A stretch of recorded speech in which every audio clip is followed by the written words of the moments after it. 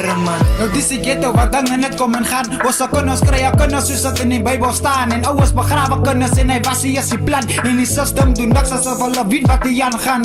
Die is die ghetto in die plek waar die duivel is. Ladies word gangsters en vergiet wie sy ouders is. Roei mekaar uit met die gedagte wie die beste is. En nowadays sien ek dat ons dames wat soos manne is. Maar wat ek vraag word vergiewe, ons is sondes van kerke raak leeg en is dronke wat vol is. Mense is belooted en duis wat er rong is. My question vir julle, wanneer stop al die nonsens? Nou hulle sê vandag se liewe wil geliewe wees. Maar brasse rondom jou beste brasse raak enemies. Dan wil ze sê hierdie plek moet nou reg raak. Het is die plekkie, is die mense wat het sleg maak. Mense maak my naar en hulle doen het aan mekaar. Hulle kry klasse swabbat, hulle schiet nog mekaar. Is waarop broer, fokken, die lewe is een narheid. Ek kan nie japen jong, maar dit is die waarheid. Laities daar buiten, wil nou gangsters voort. Ek wonder of hulle weet dat hulle liever akkoord. En hierdie meisjes is toch achter hierdie gangsters aan. Ek wonder of hulle weet dat hulle mos met verkeerde man.